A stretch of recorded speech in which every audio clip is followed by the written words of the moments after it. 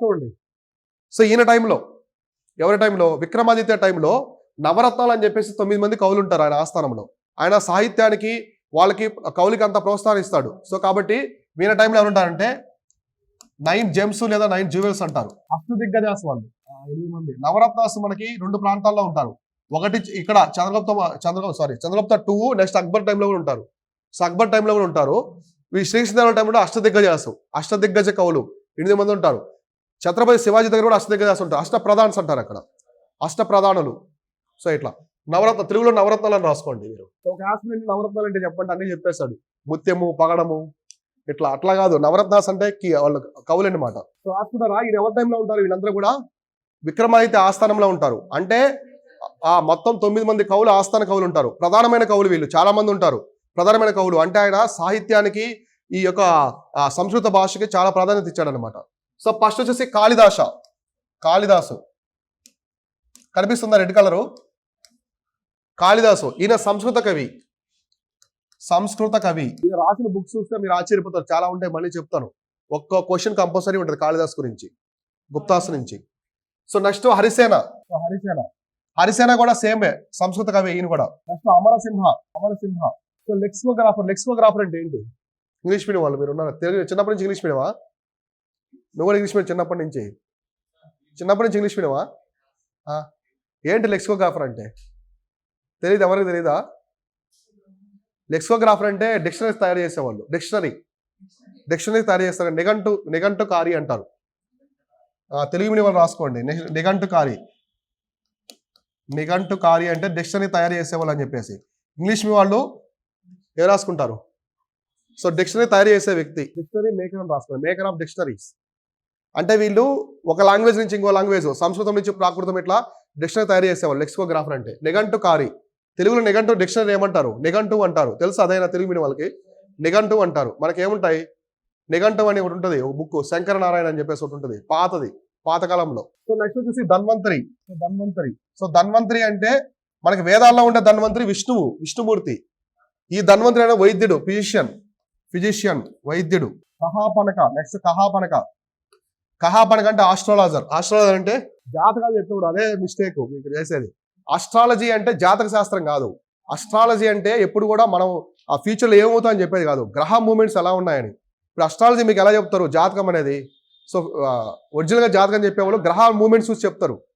So అవునా, అది మనకు భవిష్యత్తుని చెప్పేది కాదు. అస్ట్రాలజీ అంటే ఖగోళ శాస్త్రం అస్ట్రాలజీ అంటే గ్రహాల యొక్క మూమెంట్స్. ఇప్పుడు మనం వేద పండితులు చూడండి, ఇప్పుడు మనకి ఉంటారు కదా చాలా మంది వేద పండితులు, వాళ్ళు చెప్పేస్తారు 100 years గ్రహాల యొక్క మూమెంట్స్ ఎలా ఉంటాయని. అది కరెక్టే, అంటే వాళ్ళు మ్యాథమెటిక్స్ అనమాట. సో మన ప్రపంచంలో ఉండే సౌర కుటుంబం మొత్తం కూడా బేస్డ్ ఆన్ మ్యాథమెటిక్స్ అనేది mother of the physics, chemistry, biology అన్నిటికీ. సో మ్యాథమెటిక్స్ అనేది, సో గణిత శాస్త్రం, మన గ్రహాల మూమెంట్స్, అవి తిరిగే విధానం కావచ్చు, మొత్తం కూడా మ్యాథమెటిక్స్ బేస్ అయి ఉంటాయి. ఇప్పుడు ఆర్యభట్ట ఉన్నాడు, ఆర్యభట్ట మనకి సూర్యుడికి భూమికి మధ్య ఇంత దూరం ఉందని చెప్పాడు అప్పట్లోనే. సో మన హిందూయిజంలో మన విశ్వం పుట్టి 4.52 బిలియన్స్ అని చెప్తుంది.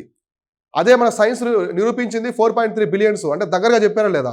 యోజనాల దూరం అంటారు, యోజనం అంటారు కదా అప్పట్లో, యోజనాలు. తర్వాత మనకి చాలా వచ్చాయన్నమాట, మైళ్ళు, యోజనాలు అని చెప్పేసి. ఇట్లా ఎన్ని దూరం ఉందని చెప్పేసి కూడా చెప్పారనమాట. సూర్యుడికి, చంద్రుడికి, అలానే మనకి భూమికి, చంద్రుడికి అని. అంటే ఒక అంచనా అనమాట. సో వాళ్ళకి టెలిస్కోప్లు అన్నీ లేవు కదా. సో టెలిస్కోప్ హేలీ తోకచుక్క ఉంది కదా, హేలీ తోకచుక్క, దాని గురించి మనకి పురాణాల్లో కూడా మెన్షన్ చేస్తున్నారు. అంటే అది కనిపిస్తుంది నాకడై, మనకి ఎటువంటి స్పెట్స్ కానీ ఆ టెలిస్కోప్ లేకుండా మనకు కనిపిస్తుంది. మనం తోకచుక్కను కూడా చూస్తూ ఉంటాం ఆకాశంలో అప్పుడప్పుడు. సో అట్లా అనమాట. సో కాబట్టి ఖగోళ శాస్త్రం ఎవరు? కాహనాపక. నెక్స్ట్ శంకు అంటే ఆర్కిటెక్ట్, అంటే మనకి వాస్తు శిల్పకారుడు, వాస్తు కళాకారుడు అంటారు కదా, నిర్మించడం. వాస్తు శిల్పం అంటాం కదా, నిర్మించడం. వాస్తు నిర్మాణకారుడు ఎలా అని రాసుకుంటాం, వాస్తు శిల్పకారుడు అని రాసుకోండి. వాస్తు కళాకారుడు మీరు ఎలా రాసుకున్నా ఒకటే, అంటే నిర్మాణాలు చేసేవాడు, కన్స్ట్రక్షన్స్, మన బిల్డింగ్స్ నిర్మించడం, సివిల్ ఇంజనీర్ అని చెప్పేసి. సివిల్ ఇంజనీర్ అంటారు ఇప్పుడు అట్లా. నెక్స్ట్ వరాహమిరుడు ఖగోళ శాస్త్రజ్ఞుడు అని రాసుకోండి. ఖగోళ శాస్త్రజ్ఞుడు, ఇక్కడ కూడా ఖగోళ శాస్త్రజ్ఞుడు. ఆస్ట్రానమర్ అంటే ఖగోళ శాస్త్రజ్ఞుడు. ఆస్ట్రాలజీ అన్నా కూడా అదే. ఆస్ట్రాలజర్ అన్నా ఈ ఆస్ట్రోనామర్ అన్నా అదే అనమాట, ఖగోళ శాస్త్రానికి సంబంధించే రెండు కూడా. మీరు ఎందా చెప్పారు కదా జాతకాలు చెప్తారని చెప్పేసి. సో ఈ ఆస్ట్రోనామర్ అంటే ఇతను గ్రహాల మూమెంట్స్ మొత్తం అన్ని చూస్తాడు. ఈ ఆస్ట్రాలజర్ కూడా సేమే, కాబట్టి వీళ్ళు జాతక శాస్త్రం కూడా ఉంటుంది ఇందులో. సో గ్రహాల యొక్క మూమెంట్స్ ప్లస్ జాతక శాస్త్రం చెప్పే కూడా అస్ట్రాలజర్ అంటారు. ఇప్పుడు మనం చెప్తుంటాం కదా, ఆస్ట్రోనామర్ అంటే సైంటిస్ట్ అతను. అంటే ఓన్లీ గ్రహాల గురించి అతను ఇప్పుడు నాసా సైంటిస్ట్ దగ్గరికి వెళ్ళి మీరు జాతకాలు చెప్పండి అనుకోండి. సో ఏం చేస్తారు అతను? ఇస్రో సైంటిస్ట్ దగ్గరికి వెళ్ళారు, నా జాతకం చెప్పాలంటే అసలు చెప్తాడా? కానీ దానికి సపరేట్ జాతక శాస్త్రం సపరేట్ ఉంటుంది. ఇప్పుడు హౌర శాస్త్రం మీకు తెలుసా? హారోస్కోప్ అంటారు. హారోస్కోప్ అని ఒక వర్డ్ ఉంది తెలుసా? హారోస్కోప్ అనేది ఏ వర్డ్ తెలుసా? గ్రీకు నుంచి వచ్చింది, ఇది గ్రీకు లాంగ్వేజ్.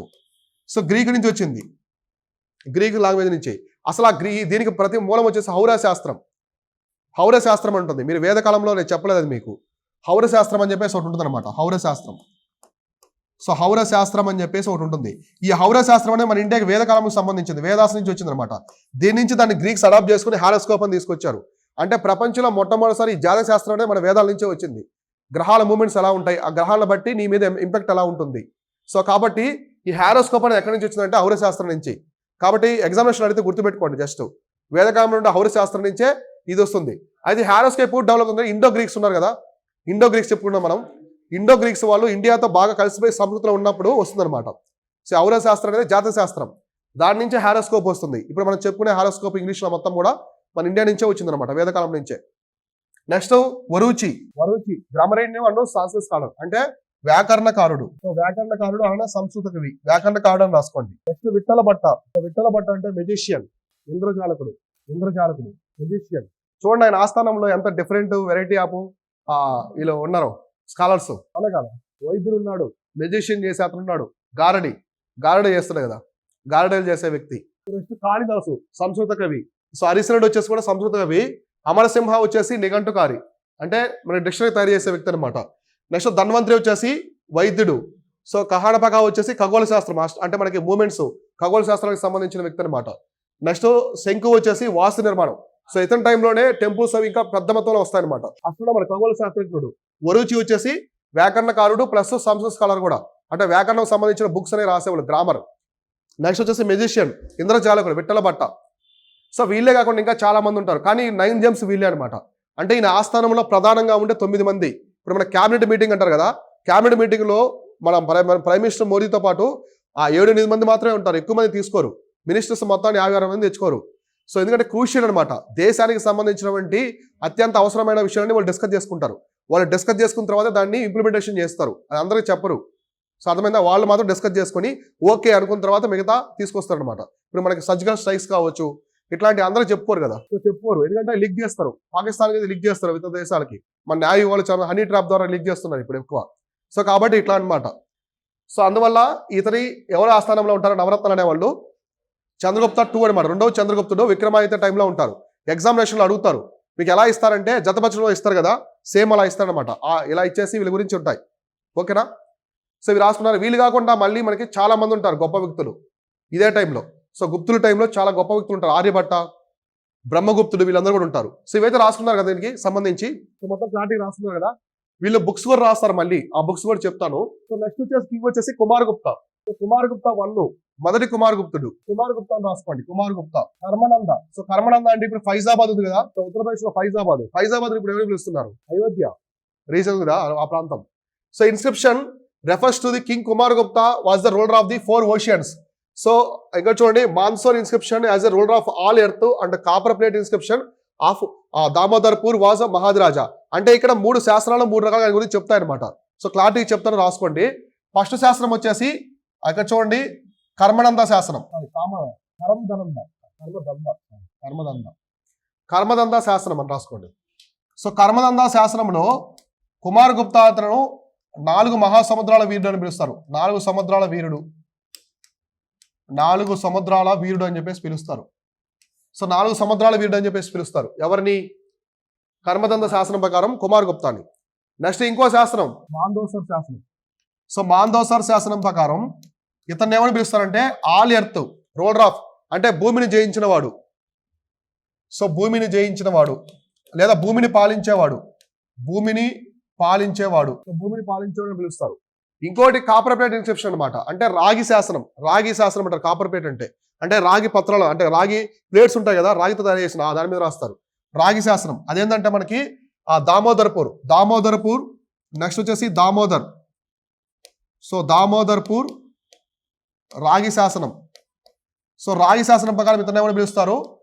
మహారాజాదిరాజా అని పిలుస్తారు. సో మహారాజా అని పిలుస్తారు. మీకు ఎగ్జామినేషన్ లో క్రింది వాటిలో మహారాజు ఎవరిని పిలుస్తారని చెప్పి చంద్రగుప్త 1, తర్వాత కుమారగుప్త ఎవరు, ఎందుకంటే ఇద్దరికి సేమ్ బిరుదులు ఉంటాయి కదా. సో అట్లా ఉన్నప్పుడు ఎప్పుడు ఇవ్వడు, ఇట్లాంటి శాసనాన్ని మెన్షన్ చేస్తాడు. సో ఈ శాసనం ప్రకారం మహారాజాధిరాజు ఎవరిని పిలిచారు అంటారు. అర్థమైందా? కాబట్టి ఫస్ట్ ఏంటి, కర్మదంత శాసనం ప్రకారము ఎవరు 4 సముద్రాల వీరుడు, 4 మహాసముద్రాల వీరుడు అని పిలుస్తారు. నెక్స్ట్ మనకి మాందోసర్ శాసనం ప్రకారము భూమిని పాలించేవాడు అని చెప్పేసి పిలుస్తారు. నెక్స్ట్ మనకి దామోదరపుర రాగి శాసనం, అది కాపర్ ప్లేటు, దీని ప్రకారం మహారాజాధిరాజు అని పిలుస్తారు. ఇట్లా కుమారగుప్తుడిని 3 పేర్లతో పిలుస్తారు. 3 పేర్లతో పిలవడం అయితే జరుగుతుందన్నమాట. ఎవరిని? కుమారగుప్తుడిని. అర్థమైందా? నెక్స్ట్ చూడండి, బిల్సద్ ఇతాహా inscription is also mention the Kumaragupta. So ఇతని గురించి బిల్సద్ లేదా ఇతాహా ఇన్స్క్రిప్షన్ అంటారు, రాసుకోండి. బిల్సద్ లేదా ఇతాహా శాసనం కుమారగుప్తుడి గురించి ప్రస్తావించిందని రాసుకోండి. కుమారగుప్తుడి గురించి ప్రస్తావించింది అంటే ఆయన గురించి చెప్పింది అనమాట ఈ శాసనం కూడా, ఆయనకు హిస్టరీ గురించి. బిల్సద్ లేదా ఇతాహా శాసనం కుమారగుప్తుడి గురించి ప్రస్తావించింది అని రాసుకోండి. సో ఈయన కూడా అశ్వమేధ యాగం చేస్తాడు. అశ్వమేధ యజ్ఞం ఈయన కూడా చేస్తాడు. చేసి ఒక బిరుదు పొందుతాడు, అశ్వమేధ మహేంద్ర అని చెప్పేసి, లేదా మహేంద్రాదిత్య అనే బిరుదు పొందుతాడు. యువదాస కాలుది ఇక్కడ చూడండి, చక్రాదిత్య అని కూడా పిలుస్తారు. ఆయన బిరుదులను రాసుకోండి, చాలా జస్ట్ బిరుదులు, ఆయన బిరుదులని రాసుకొని ఇక్కడ రాసుకోండి. మొట్టమొదటి బిరుదు వచ్చేసేంటి, అశ్వమేధ మహేంద్ర. ఫస్ట్ బిల్సద్ ఇతాహా శాసనం రాసుకున్నారు కదా, సో దాని ప్రకారం కుమారగుప్తుడి గురించి ప్రస్తావిస్తుంది అంతే. నెక్స్ట్ బిరుదులు, అశ్వమేధ మహేంద్ర అంటే అశ్వమేధ యగం చేసి అశ్వమేధ మహేంద్ర అంటారు. నెక్స్ట్ ఇంకో బిరుదు ఏంటి, మహేంద్రాదిత్య అంటే ఈయన అశ్వమేధ యగం చేసి ఆ బిరుదు పొందుతాడు. ఏది? అశ్వమేధ మహేంద్ర అని పొందుతాడు. నెక్స్ట్ మహేంద్రాదిత్య అని పొందుతాడు. ఆ 2 బిరుదులు వస్తాయి. ఇంకో బిరుదు ఏంటంటే ఈయన పేరు వచ్చేసి చక్రాదిత్య. ఇలా 3 బిరుదులు ఉంటాయి ఈయనకి. సో ఇది చాలా రకాలుగా పిలుస్తాడు అనమాట. 4 సముద్రాల వీరుడు అని చెప్పేసి పిలుస్తారు, భూమిని జయించిన వాడు. తర్వాత మహారాజాధిరాజు పిలుస్తారు. అశ్వమేధ యాగం అని చేసిన తర్వాత ఇతన్ని అశ్వమేధ మహేంద్ర అని పిలుస్తారు, మహేంద్రాదిత్య అని పిలుస్తారు. సో చివరిలో చక్రాదిత్య అని పిలుస్తారు. ఇవి బిరుదులు అనమాట. మీకు ఎగ్జామినేషన్ లో ఫ్యాక్ట్స్ అడిగినప్పుడు ఇట్లాంటి అడుగుతారు. నెక్స్ట్ చూడండి, Kumaragupta was the founder of Nalanda university. చాలా చాలా ఇంపార్టెంట్. నలంద విశ్వవిద్యాలయాన్ని స్థాపకుడు. సో నలంద విశ్వవిద్యాలయాన్ని స్థాపించాడు. సో నలంద విశ్వవిద్యాలయాన్ని స్థాపించాడు. సో ఇతను నలంద విశ్వవిద్యాలయాన్ని నిర్మించిన వ్యక్తి అనమాట. నిర్మించిన వ్యక్తి అని రాసుకోండి, లేదా స్థాపించిన వ్యక్తి. సో మనకి ప్రపంచంలోనే మొట్టమొదటి విశ్వవిద్యాలయం. సో నలంద యూనివర్సిటీ నిర్మించిన వాడు లేదా స్థాపించిన వాడు రాసుకున్నారా? సో మనకి నలంద యూనివర్సిటీ అంటే ప్రపంచంలోనే మొట్టమొదటి యూనివర్సిటీ. సో ఇక్కడ కనిపిస్తుంది ఇదే నలంద యూనివర్సిటీ, బీహార్ లో ఉంటుంది, నలంద ప్రాంతంలో. రీసెంట్ గా మోడీ కూడా వెళ్ళారు కదా మన ప్రైమ్ మినిస్టర్. సో ఈ యునెస్కో వరల్డ్ సైట్ కూడా మీరు కావాలంటే బ్రాకెట్ రాసుకోండి. ప్రపంచ వారసత్వ సంపద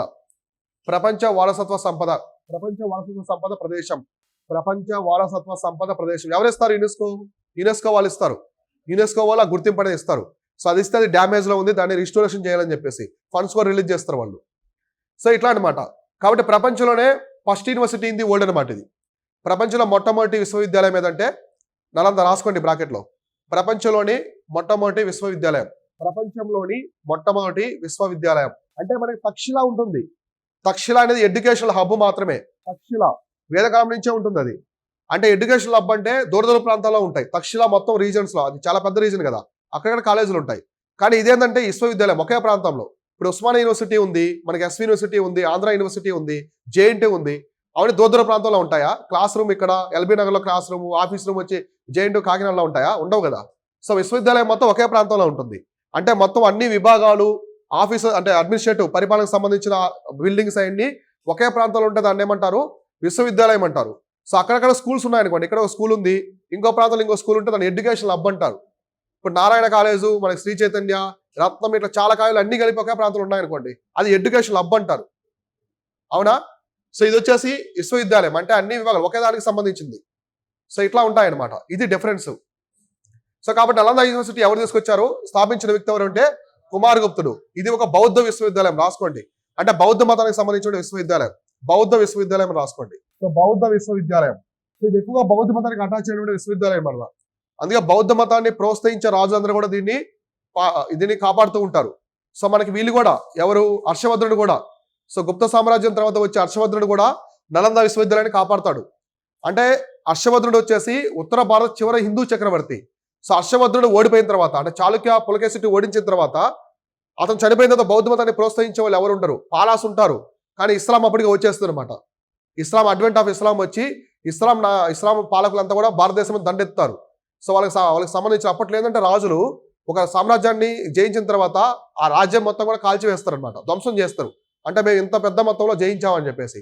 ఇప్పుడు విజయనగర ఎంపైర్ని కూడా ఈ బిజాపూర్ సుల్తాన్ వీళ్ళందరూ కూడా రాజ్యంలో పాలించిన తర్వాత జయిస్తారు తల్లికోట యుద్ధంలో. విజయనగర ఎంపైర్ అనేది ఓడిపోతుంది తల్లికోట యుద్ధం చివరి యుద్ధంలో. మొత్తం ఆ సామ్రాజ్యాన్ని మొత్తం కూడా తగలబెట్టేస్తారు అనమాట. అర్థమైంది? అప్పుడు రాజధానికి తగలబెట్టేవాళ్ళు. మన 300 యోధులు మూవీలో ఉన్నాయి కదా, సో సెకండ్ పార్ట్ చూపిస్తారు కదా, రాజధాని మొత్తం కూడా తగలబెట్టేస్తారు అనమాట. సో అర్థమైందా? ధ్వంసం చేస్తారు. అట్లా బక్తియార్ ఖిల్జీ వచ్చిన తర్వాత నలంద యూనివర్సిటీ మొత్తాన్ని కూడా కాల్ చేస్తారు అనమాట.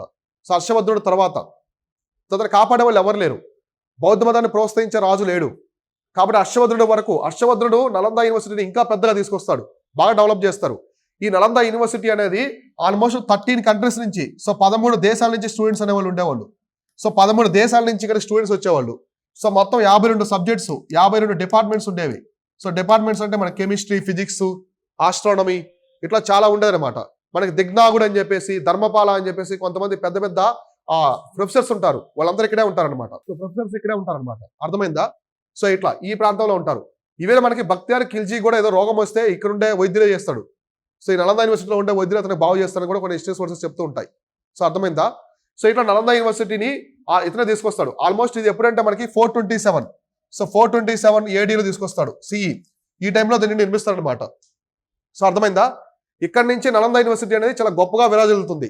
ఎప్పటి వరకు? హర్షవర్ధనుడి వరకు, అంటే దాని అంతం వరకు విరాజిల్లుతుంది అనమాట.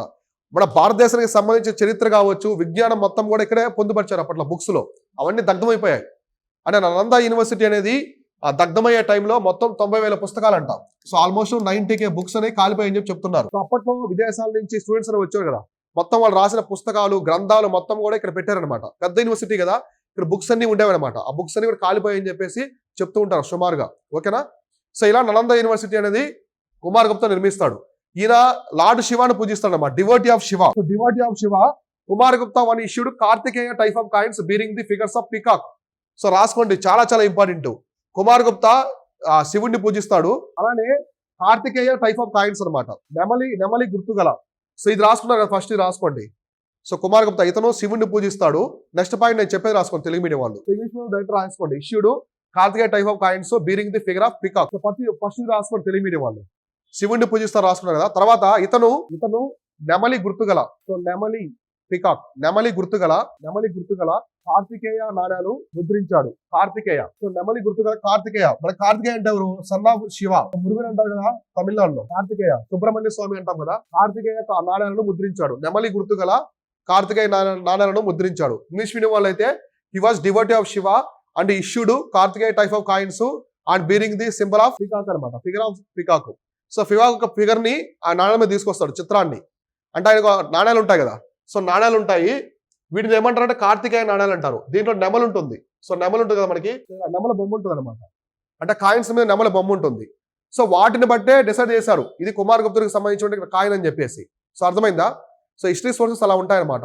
హిస్టరీ మనకు పురావస్తు శాఖ ఉంది కదా, వాళ్ళు ఎలా తవ్వకాలు జరుపుతారు తెలుసా మీకు? సో ఫస్ట్ ఇప్పుడు నేల ఉంది కదా, సో దీని మీద తవ్వకాలు జరుపుతారు. సో తవ్వకాలు ఇక్కడ ఉంది కదా, అంటే మనకి దగ్గరగా ఉన్న రాజవంశం ఇక్కడ ఉంటుంది, వారికి సంబంధించిన ఆధారాలు. ఇంకొంచెం లోతుకి వెళ్తారు. సో దాని తర్వాత ముందేముంది, ఇప్పుడు గుప్తాకి సంబంధించి వచ్చింది అనుకోండి, ఖచ్చితంగా ముందు లోపల వచ్చేసి కుషాలకు సంబంధించో శాఖ వంశానికి సంబంధించో రావాలి. ఏదైనా ఒక కాయిన్ దొరికింది, సో దాని మీద సింహం గుర్తుంది అనుకోండి, ఖచ్చితంగా శాఖ వంశానికి సంబంధించి అని చెప్పేసి ఆధారం వస్తుంది అనమాట వాళ్ళకి. సో అట్లా తర్వాత ఇంకొంచెం దవ్వుతారు, ఇక్కడ శాతవాహనులు, ఇంకా కొంచెం దవ్వుతారు ఇక్కడ వేదిక టైం సంబంధించి, ఇంకా వెళ్తే సింధు నాగరికత. అంటే లోపలికి వెళ్లే కొద్ది, అవునా కదా? ఇప్పుడు ప్రాంతం ఉంటుంది, సో దాని మీద మట్టి అనే పేరుకుంటూ వస్తుంది కదా. సో మనకి జాగ్రఫీలో 1 సెంటీమీటర్ సాయిల్ అనమాట, 1 సెంటీమీటర్ మట్టి అనేది పేరుకోవడానికి 100 సంవత్సరాలు పడుతుంది. 100 సంవత్సరాలు పడుతుంది ఏర్పడి మట్టి 1 సెంటీమీటర్ పెరగడానికి. సో అట్లా అనమాట, ఇలా తవ్వుతారు వాళ్ళు. సో కార్బన్ డేటింగ్ అంటారు.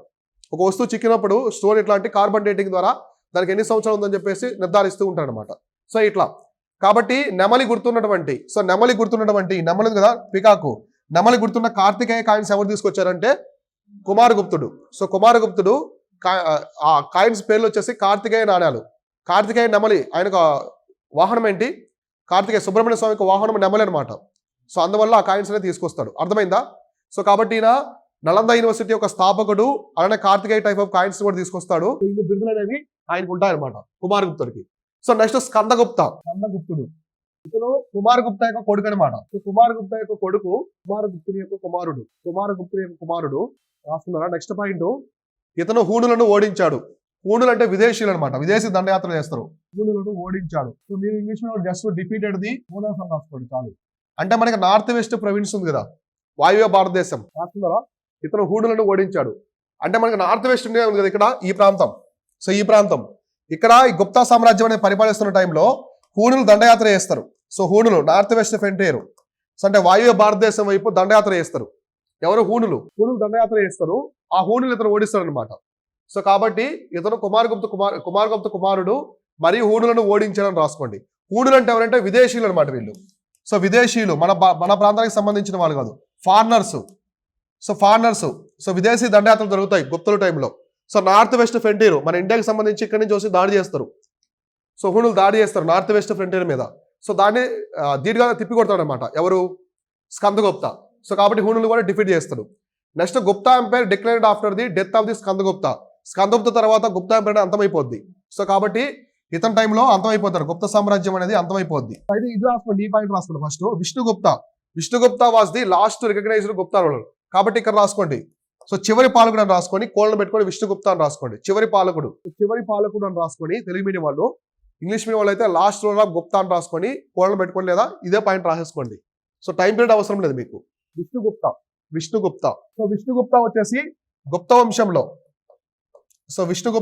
గుప్త వంశంలో చివరి వాడు అనమాట, చివరి పాలకుడు ఎవరంటే విష్ణుగుప్త. సో మామూలుగా ఏమవుతుందంటే ఈ స్కందగుప్త టైంలోనే హూణులు దండయాత్ర చేస్తారు, అతను ఓడిస్తాడు. కానీ వాళ్ళు ఊరుకుంటారు, మళ్ళీ దండయాత్రలు చేస్తూనే ఉంటారు, వరుస యుద్ధాలు చేస్తూ ఉంటారు.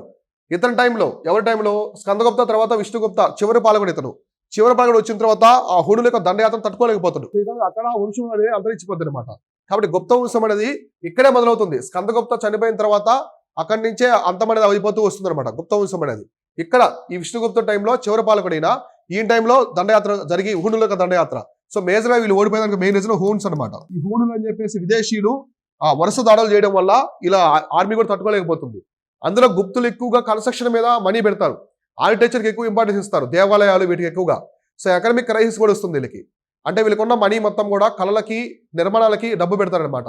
సో అందువల్ల ఆ సైన్యానికి కూడా తక్కువ ఉండడం వల్ల సో ఇక్కడ కూడా హూణుల యొక్క దండయాత్ర కూడా తట్టుకోలేకపోతారు. సో ఎకనామిక్ క్రైసిస్ రావడము, విదేశీయుల దండయాత్ర చేయడం వల్ల ఈ గుప్త సామ్రాజ్యం అనేది అంతరించిపోద్ది అనమాట. అయితే గుప్త సామ్రాజ్యం అంతరించిపోయినటువంటి ఇమీడియట్ గా హర్షవర్ధనుడు వస్తాడు. హర్షవర్ధనుడు కూడా చాలా పవర్ఫుల్ రూలర్ అనమాట. సో ఆర్మీ విషయంలో ఆయన చాలా జాగ్రత్తగా ఉంటాడు. సో పెద్ద ఆర్మీని మెయింటైన్ చేస్తాడు ఎవరు? హర్షవర్ధనుడు. సో హర్షవర్ధనుడు తర్వాత వస్తాడు గుప్తుల తర్వాత. సో ఇంతవరకు రాసుకున్నారా? సో హూణుల దండయాత్ర ఎప్పుడు జరిగింది, ఏ టైంలో జరిగింది? సో స్కందగుప్త టైంలో. కాబట్టి మీకు ఎగ్జామినేషన్లో అడుగుతారు. సో హూనాస్ ఇన్వెన్షన్ అంటే హూణుల యొక్క దండయాత్ర అనేది ఏ గుప్తరాజు టైంలో జరిగిందంటే Skandagupta. So Skandagupta the last ruler of Guptas అంటాడు, స్టేట్మెంట్ రాంగ్. సో ఎవరు? విష్ణుగుప్త అనే అతను లాస్ట్ అనమాట. కానీ స్కందగుప్త చనిపోయిన తర్వాత గుప్త సామ్రాజ్యం బలహీనపడుతుంది. సో చాలా వరకు వీక్ అయిపోతుంది అనమాట. వీక్ అయిపోయి ఇక హూణుల యొక్క దండయాత్రను తట్టుకోలేకపోతారు. సో ఇలా విష్ణుగుప్త టైంలో ఆల్మోస్ట్ ఈ సామ్రాజ్యం అంతరించిపోతుంది అనమాట. సో రాసుకున్నారు కదా. సో కంప్లీట్ గా. కాబట్టి మనం గుప్త సామ్రాజ్యంలో ఎటువంటి విషయాలు చూసాము? ఫస్ట్ ఎవరు? చంద్రగుప్త, తర్వాత సముద్రగుప్త, తర్వాత చంద్రగుప్త 2. సో ఇతన్నే విక్రమాదిత్య అంటారు. సో విక్రమాదిత్య. నెక్స్ట్ వచ్చేసి కుమారగుప్త రాసుకున్నారా? కుమారగుప్త. నెక్స్ట్ వచ్చేసి స్కందగుప్త. ఈ స్కందగుప్త వరకు మనకి వీళ్ళకి సంబంధించినటువంటి ప్రత్యేక విషయాలు ఉంటాయి అనమాట. ప్రత్యేకమైన విషయాలన్నీ కూడా ఇక్కడే ఉంటాయి. తర్వాత మనకి ఏముండవు. సో అర్థమైందా? తర్వాత విష్ణుగుప్త చివరుడు, త్రిపతుడు. ఇలా గుప్త సామ్రాజ్యాన్ని వీళ్ళు పరిపాలిస్తారు. మీకు ఇక్కడ చెప్పిన పాయింట్స్ చాలా జాగ్రత్తగా చూసుకోండి. చంద్రగుప్తకు సంబంధించినవి, సముద్రగుప్తుడికి, విక్రమాదిత్యకు సంబంధించిన స్పెషల్ థింగ్స్ అవన్నీ కూడా.